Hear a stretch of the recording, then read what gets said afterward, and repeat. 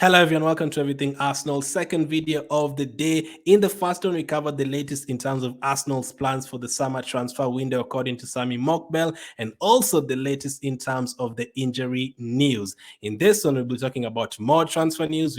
I talked about a striker in the last video, and there's more news on him. We'll also be talking about a player that should have joined Arsenal last January, is currently suffering at Chelsea, like everyone else is suffering at Chelsea, and also be talking about Jurrien Timber. That's the one we are going to begin with. Jurrien Timber. This is the latest on Jurrien Timber. According to reports from Amden, Jurrien Timber is back in full training with Arsenal. That alone is very, very good to hear. Now, right from the bat, Jurrien Timber is not going to play like against Sheffield or play against Brentford or even play against FC Porto. No, he's coming back from an ACL injury. It's going to take time, but the first step of it is to recover and also come back to training. The second part is coming back to training, and he has come back to training. So that's the best part about it. Obviously, the best part will be him playing for Arsenal again, but like at least he's back in training. I don't expect him to play anytime soon. After the international break, we have an international break this month. So April, May, that is when I'll be expecting Jurrien Timber to be playing April and May. And that is when we really need him. Like right now, I think we can survive without him. Kivia is playing really well. Zinchenko is back. Tomiyasu, as I said in the latest video, he is close to returning as well. So Timber, absolutely good player.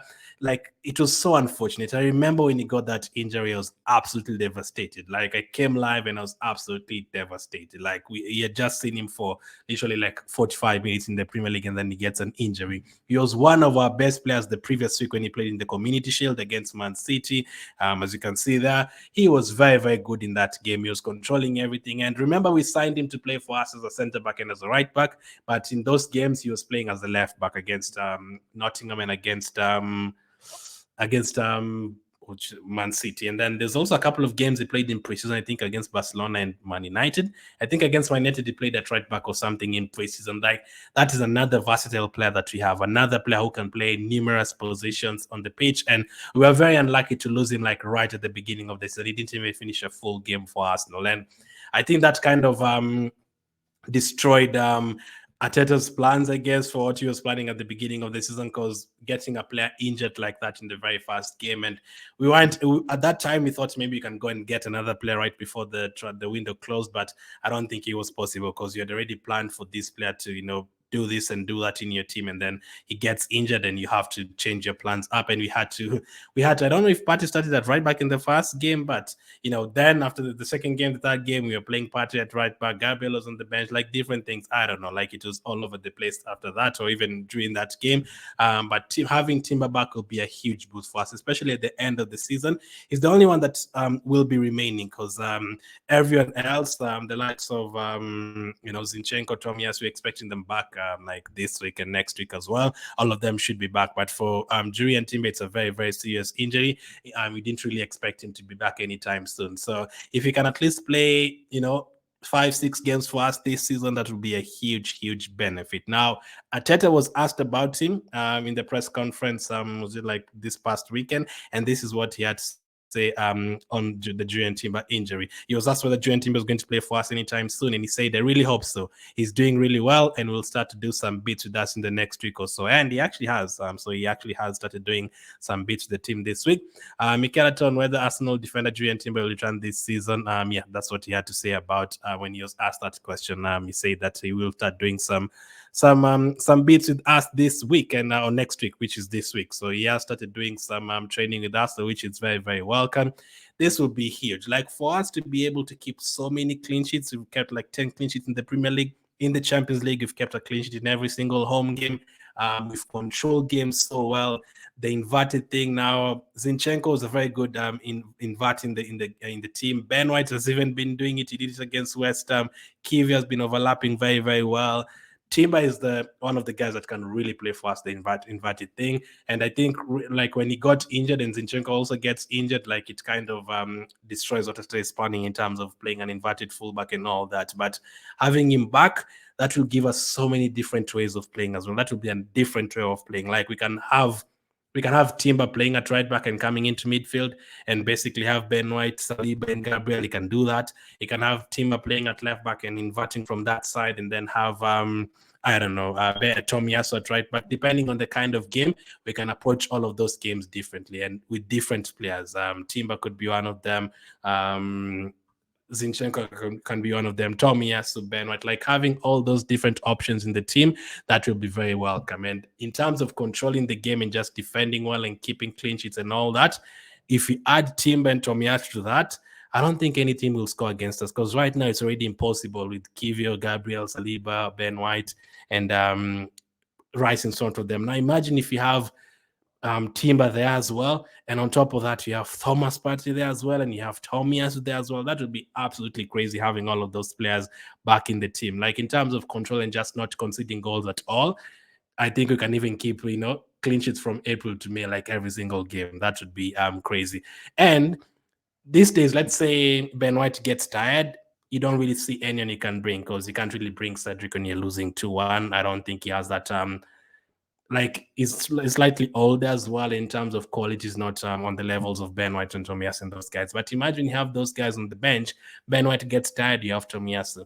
Zinchenko cannot play today, you have Timber. You have Kiv. Your center back, you can play Ben White. You can play Tomiyasu. You can play Kiv. You're like, I cannot wait, man. I cannot wait. But he is back in training, which is very, very welcome. Let's see how things develop between now and let's say next month at a time like this, 1 month from now. Let's see if I will have like fully returned. But we have to give him time. Don't expect him to play like in the next game or anytime soon. We need to give him time, but at least he is back running. Next up, Mykhailo Mudryk. Did you ever think we were going to talk about Mykhailo Mudryk ever again? I didn't think so. That was a huge saga last winter window, last January.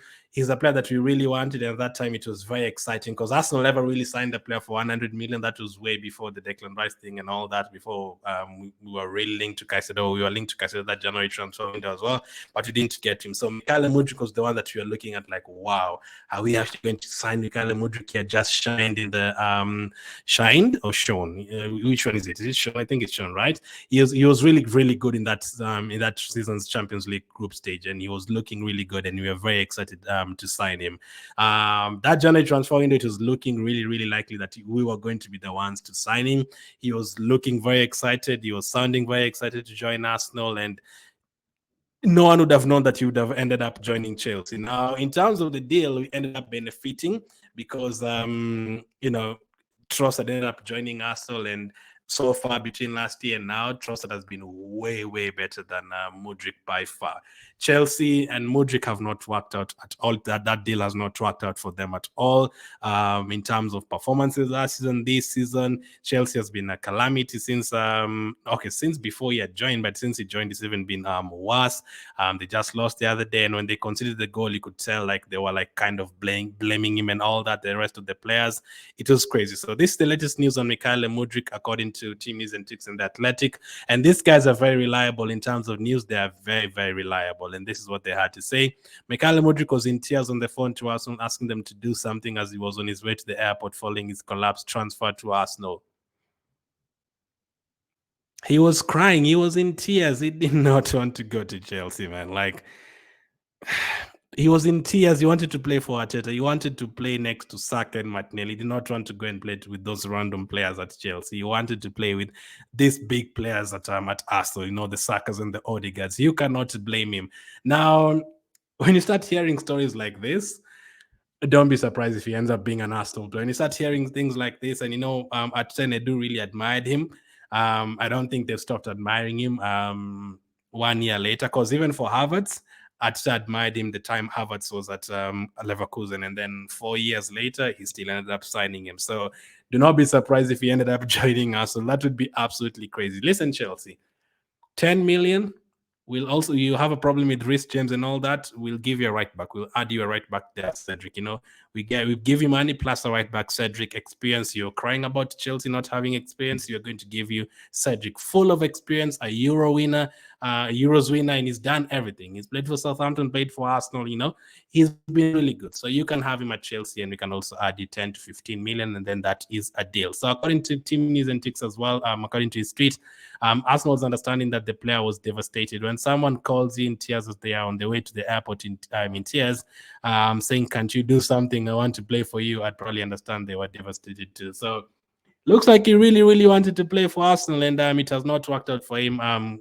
Going to Chelsea, thankfully, because that was a deal that we really thought was going to happen, and he ended up joining Chelsea. At that time, it was very devastating. But do not be surprised. We always sign a Chelsea player every year.